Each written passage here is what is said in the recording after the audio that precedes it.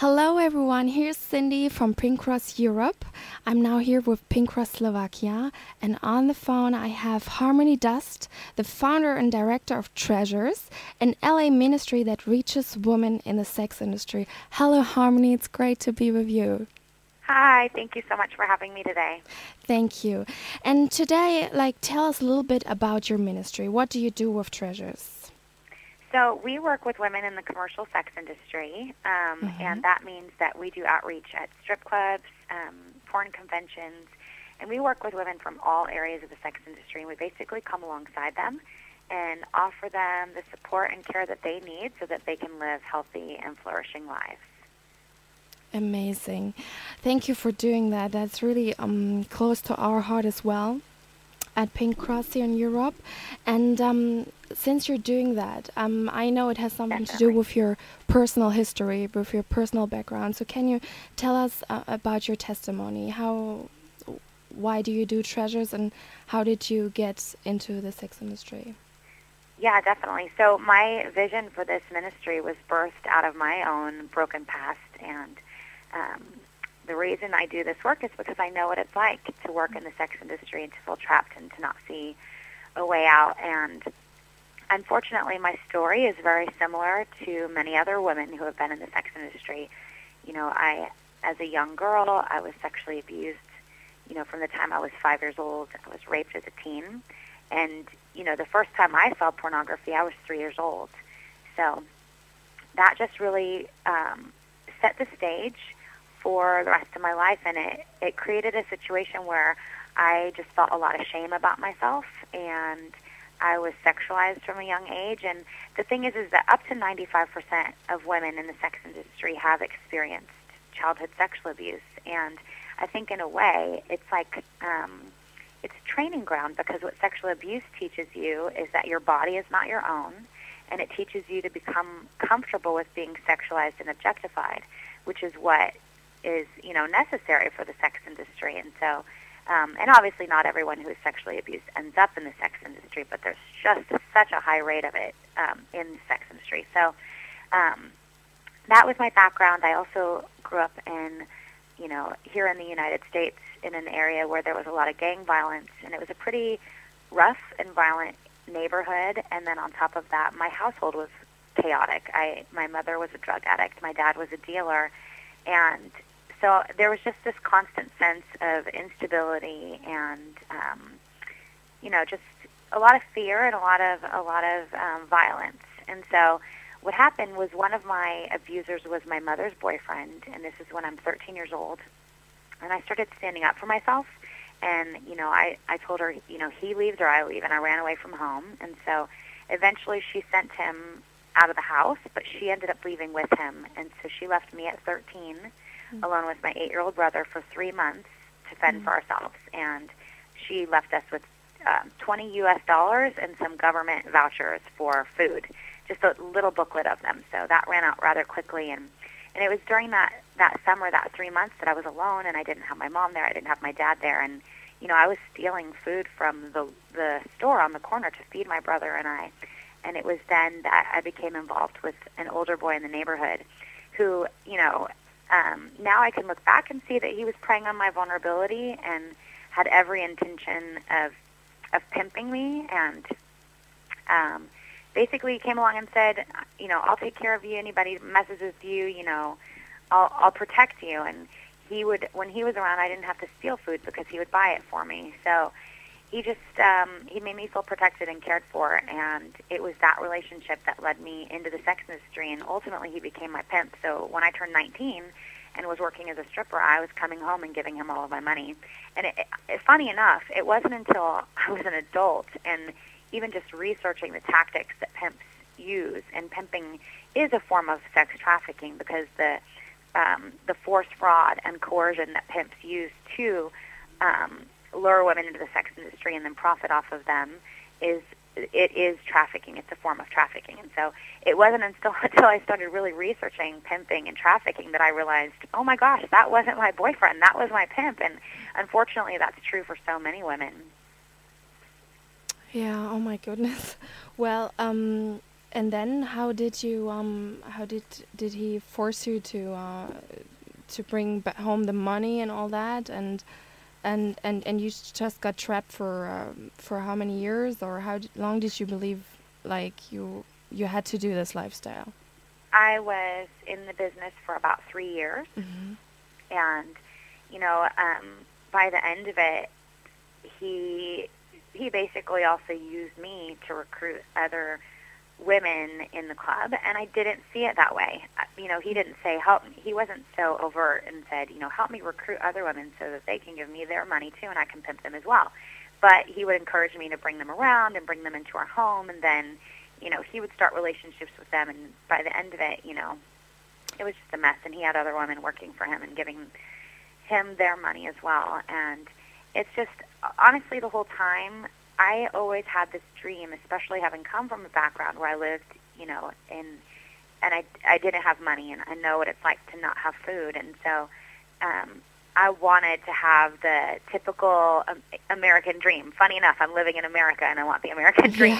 Yeah. I wanted the white picket fence, and I wanted the family, and I wanted that picture of stability. And so even in the worst points of my life, it was like that was a motivating force, the hope that someday I would have that life. And it kept me hanging on, but at the same time, it's like the more I try to do life my way and the more I try to do it on my own, it felt like the further I got away from that picture of that American dream that I wanted to live. And so eventually what happened is I met a girl in a local ballet class that I was taking, and she just was so genuine and so authentic in her faith, and she was Christian, but she didn't judge me for the choices I was making in my life. She just loved me unconditionally, and it was through her friendship that I began to experience the unconditional love of God. And I thought, she would invite me to church, and I didn't want to go. That's the last place on the planet I wanted to be. I thought, if there is a God, and I don't know if there is, then certainly he wouldn't want anything to do with someone like me. But she really challenged any preconceived notions I had about church and about Christianity and about Christians. And so finally I started seeing in her life that, something was missing in my life, and she had it, and I didn't know what it was. I couldn't put my finger on it, but she just, her life wasn't perfect, but she had this sense of joy, and she just was, a light to me, really. And so I finally took her up on her offer to go to church, and I walked in, and I had never heard the concept of a church home, and I don't know if you have that concept over there, but here we call them like a church home. Yeah. And I walked in, and I felt, I'm home. Like, this is it. I'm home. This is what I've been looking for. This is the home that I've been looking for. And so I got planted and kept coming consistently. And, the thing is that my life didn't change overnight. It was a process, and healing is a process. Recovery is a process. And so what I appreciate about my friend is that she didn't look at me and say, well, now that you're in church, you need to, clean up your language and ditch the boyfriend and leave the sex industry. And, while those things may have been true, she knew that God had to do a work in my heart that ultimately would lead to change in my life. But if I started making changes, but my heart and my mind hadn't changed, they would have been short-lived. So it was this process of my heart and my mind changing, because as I began to learn that, and this is our tagline at Treasures, loved, valued, purpose. But the reason that's our tagline is because I know that when we really get a revelation of our value, and a revelation that we are purposed, and a revelation that we are loved, and that nothing can separate us from the love of God, that's a game changer. And that revelation changes lives, and that's ultimately what happened for me. Yeah, this is our Jesus. This is how he is. He takes us on our hands, and he just leads us through the mess, That's wonderful. That's beautiful that you experienced that, and that you had a friend, that God has blessed you with a friend who was showing him his unconditional love despite our circumstances. That is so beautiful. I'm really happy that this turned your life around, and that Jesus really could work on your life. And now you're that shining star for so many others, and it's even shining all the way to Europe. Thank you so much, Harmony. Oh, thank you. Thank you for having me. So we will be back after a song. So thank you so much for answering those questions, and we will be back with Harmony from Treasures from LA. Bye bye. Okay. So now we will have I'll just store it in my computer, and then we can continue. Okay. Yeah, that sounds great. Am I talking too long? Do you need more breaks for questions? No. Oh, awesome. Thank you. Well, we're back after the break with Harmony Dust from Treasures. And now we're asking, what are actually the reasons for girls and boys to go into the sex industry? What would you say? Well, I think the journey into the sex industry for every person is different. Obviously, we touched on that earlier, but some people are brought in by force and, brought in against their will and are victims of trafficking. Other people would say that they got into the sex industry by choice. But I think when you start talking about choice, it gets tricky because I think using that word implies that, this person woke up one day at 8 years old and said, I know one day I want to be a prostitute. And really that's not what happens. I think more often than not, there are a number of factors that are present in the lives of people that make them more vulnerable to this industry. And the research shows that as well. When I finished my master's in social welfare at UCLA, and I spent the time that I was there really looking at the research related to women in the sex industry, and I found that I wasn't alone in my history and my background, that up to 95%, like I said, have been sexually abused as children, that they're more likely to come from backgrounds where there is divorce in their home, where there's poverty. They're more likely to have substance abuse issues and be victims of domestic violence. And so I think there are a lot of other factors that are coming into play here. But if I could just really, maybe at the risk of oversimplifying it, because it is complicated and each person's story is very unique and different, there are a couple of main factors that I usually see. And usually what I see is someone who has a history of sexual abuse and trauma, someone who has a lack of a healthy support network or a lack of a healthy family, and either lack of employable job skills or financial hardships. And so basically I think this just kind of creates a recipe for vulnerability, because here you have this person who, by virtue of their history of sexual abuse, was taught that their body is not their own, was taught to become familiar with being sexualized and objectified. Then you mix together, lack of a healthy support network. So that makes her vulnerable to, pimps posing as boyfriends who want to come along and say, I'll look at you, you're so beautiful, and, why don't you just do this for a little while and we'll make some money, and we've got, pitch them the big dream. And they're more vulnerable to that.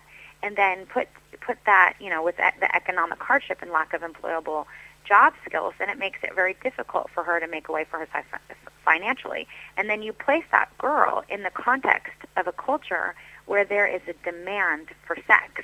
I mean, we're living in a world where there are more women in the sex industry than any other time in history. That's because there's more of a demand for the sex industry than any other time in history. And I know, in the United States alone, we're spending, what is it? I just want to make sure I give you the right number here.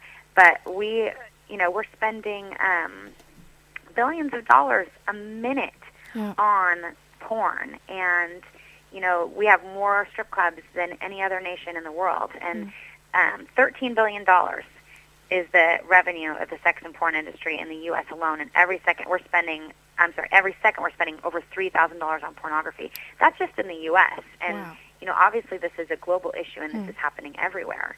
And so you place that girl in the context of a culture where there is a demand for her sexuality and that she can actually make money off of her sexuality, then it seems like a solution to her issues. And it's really just a recipe. It's a perfect storm, unfortunately. And so that, like I said, that's kind of oversimplifying, but that's usually what I see happening in the lives of women who end up in the sex industry. Well, but we both know it's not only the money that makes them stay. So, what else? It has become an addiction in some sort of ways, right? So it's not only the money, because a lot of people think, oh, it's so glamorous, they stay for the money, and it's a career choice, but it's not, right? Right. Well, like I said, there's a lot of other factors. So the money is coming into play. The other thing is, for some women, this is an industry, like you just said, it's glamorized. And so there's some people stay because it fills a void that they have in them to have attention or to be valued for something, but they're being valued, hopefully you and I know, for the wrong things. Yeah. And then also, I know for me, people are like, wow, you left the sex industry. That's so amazing. And it is. But for me, the bigger tie was that abusive relationship that I was in with the boyfriend who was really my pimp. And I stayed because I was afraid that I couldn't survive without him. I was afraid to leave because I was afraid of how he would react to me leaving. And so there, for me, were those factors present as well. So it's different for everyone. And for some people, you know, and I use the word sexual addiction very carefully because I really don't want to perpetuate this idea that, oh, women in the sex industry, they're just sexually addicted, and so they just love sex so much, and that's why they're in the industry. So I use this very carefully because what happens oftentimes for someone who was sexually abused and experiences sexual trauma is that sometimes sex itself becomes something that they use to kind of cope and numb. And so for some women, there's also that comes into play in their time in the sex industry. Yeah, as well as like alcohol and the other drugs to numb the pain. So there are a lot of side addictions, or the approval addiction. And so it's not only about the sex addiction, which may actually play a small role, but the addictions around, like of the lifestyle, addicted to the glamorous. But is it actually that glamorous? No, I mean, it's not like, you know, we visit 170 strip clubs a year, and maybe I would say the top 5% of those would be the ones that you see kind of glamorized in the media with the big billboards and, you know, neon lights and, you know, that whole thing happening and limos pulling up into the valet parking. But the rest of the strip clubs that we visit are, you know, just seedy, dark corners, sometimes unmarked buildings.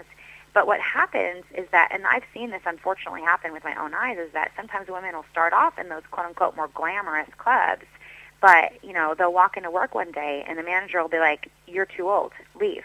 And now, you know, she has to find another club to work at. And you often hear about women, whether it be just the pressures of the economy or just the pressures of her, you know, aging, will find that over time she ends up having to do more and more for less money. Not to mention the fact that the research shows that the negative effect of the sex work increases over time, so that the longer she's in the sex industry, the more damage is being done to her, you know, psychologically, physically. Obviously, the more she's exposed to STDs, the more she has opportunities to experience rape and violent assault.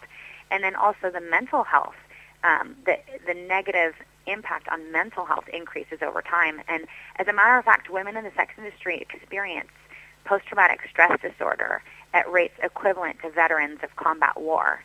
And they experience higher rates of depression and higher rates of anxiety disorders. And so, you know, once she gets in, it's like she may have already come from this kind of vulnerable, broken past, but once she gets in, that's just exacerbated by the circumstances of the sex industry itself.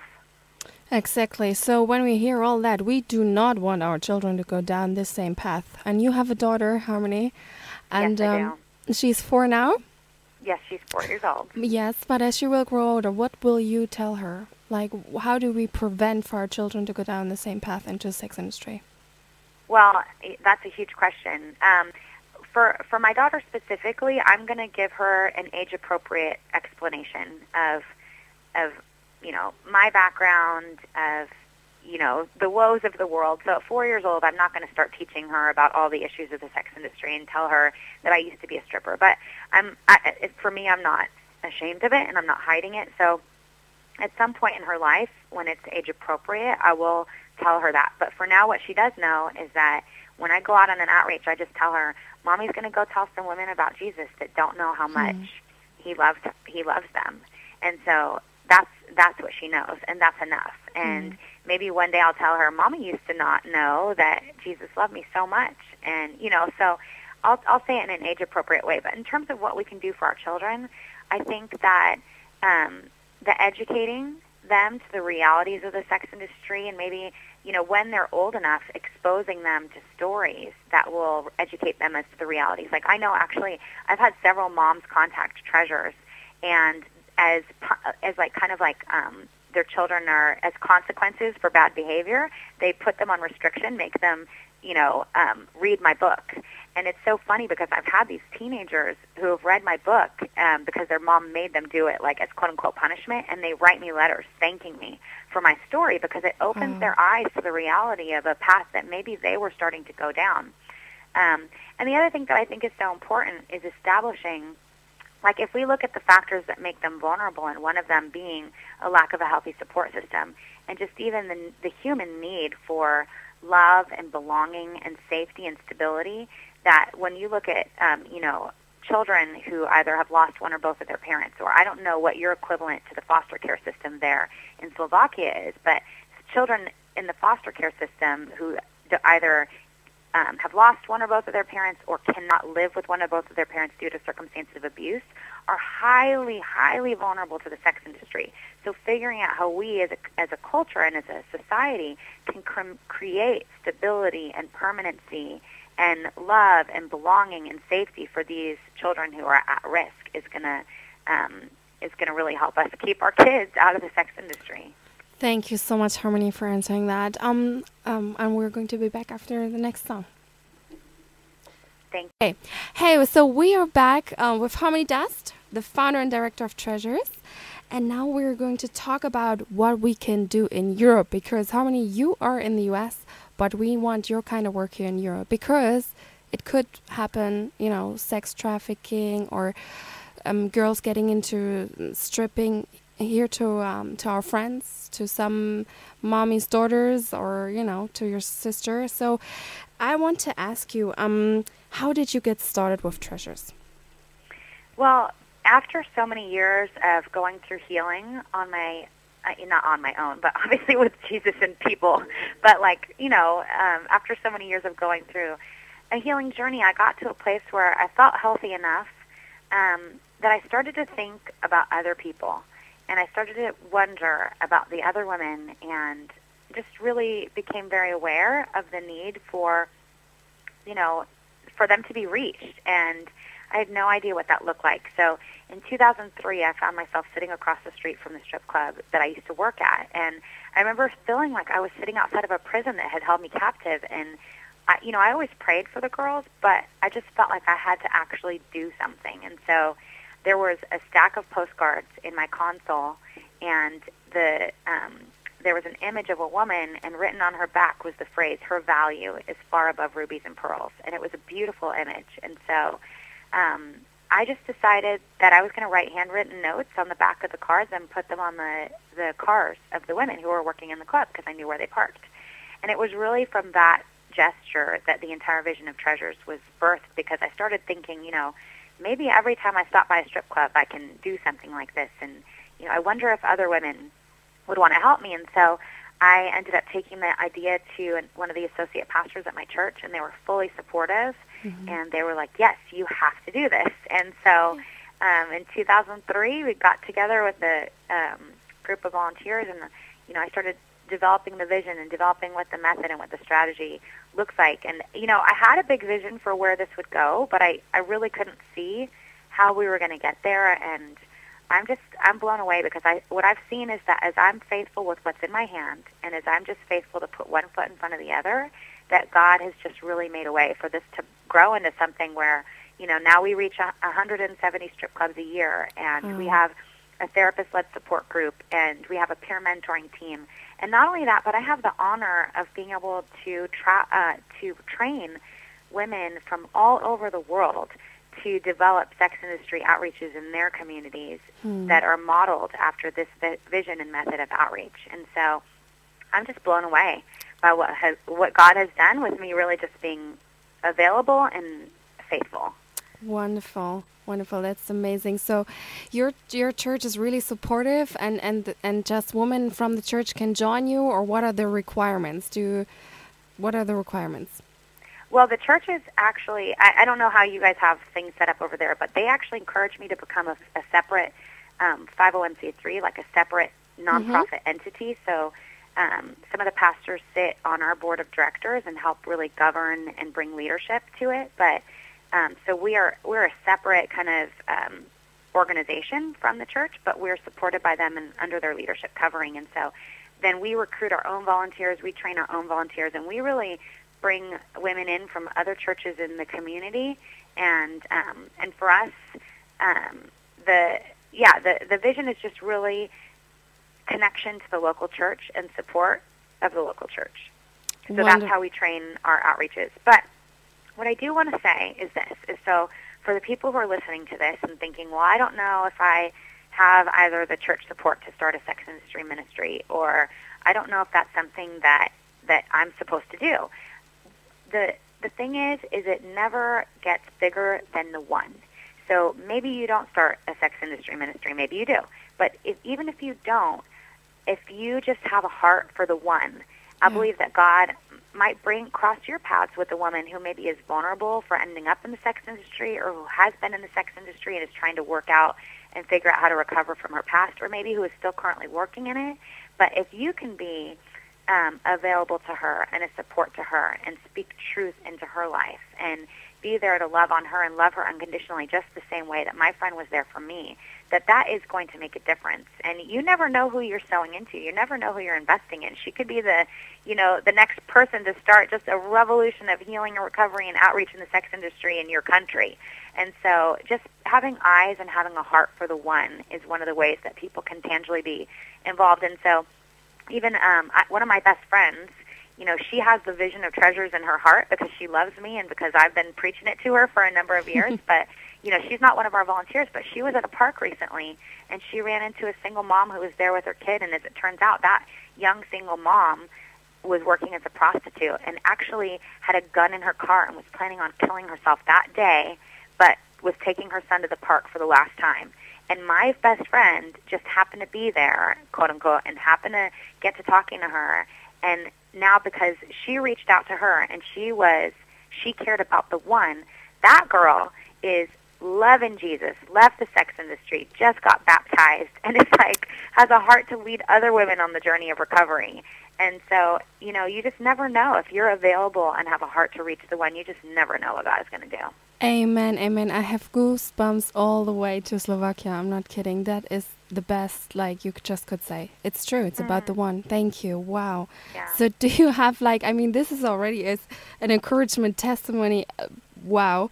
But one story from the outreaches, is there something that's sticking out to you, what you would like to share with us? Wow, from the outreach, let's see. Oh my gosh, okay, yeah, I have another exciting one. And the thing is that when you do this kind of outreach, it's a seed-sowing ministry, and so it's not the kind of ministry where you get overnight results. And, if you like to go to the altar and have, hundreds of people giving their life to Jesus, this is not the ministry for you. This is seed-sowing. We sow the seeds, and we trust that God brings the harvest, whether or not we ever get to see that. But sometimes we are blessed to be able to see what God does, and so one of the stories that comes to mind, and she's given me permission to share. Her story is public. Her name is Rachel. And one night we came into her strip club, and she already knew who we were. So she actually tried to kind of hide from us and, just be really as invisible as possible. And she took the gift. And she said that night she knew that we were praying for her, and she knew that God was telling her, it's time for you to leave. So she left the industry. She got planted in church, got into recovery, started her healing journey. Then she went on to open up a business, a health and fitness center, and she didn't even realize when she was opening up the center that she was opening it up right across the street from the treasurer's office, because we don't disclose our location, so she didn't know where we were. And so sure enough, a year and a half into this journey, she finally pulls me aside at church, because she's going to my church, and she says, I need to tell you my story. And I'm like, yeah, Rachel, I would love to hear your story someday, because I know her. And she finally tells me, the last night I worked in the club was the night you came in. And here I am, a year and a half, we're in the same church. I had no idea that it was through the Treasures Outreach that she was reached and then now so planted in church. And now her health and fitness center gives 10% of their proceeds back to sow into the work of Treasures, because she believes so strongly and wants to be a part of other women being reached in the club. Yes. Amen. Beautiful, beautiful. Oh, well, in this kind of ministry, there are some sort of setbacks and disappointments as well. What keeps you going during those times when a girl goes back and says, no, I don't want to leave. I don't want to be with Jesus or whatever?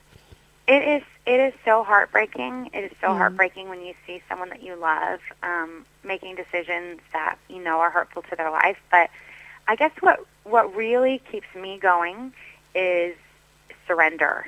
and surrendering to God and knowing that He cares about her and He loves her more than I ever would have the capacity to, and trusting Him with her life and trusting Him with the outcomes, and then knowing that it is a journey and it does take time, and sometimes women leave a couple of times before they finally leave, and sometimes, it's a process, and just knowing the importance of being faithful and committed and continuing to love them through the whole of that process, and trusting that at the end of the day, God's going to have His way. And that's really the only thing that can keep me going. Yeah, and to know as well, it's always a personal choice, and Jesus does not force anyone. He's not like the enemy, right? Right, that she's not the enemy? Oh, yeah. No, that Jesus always gives a free choice, and it's not like an addiction.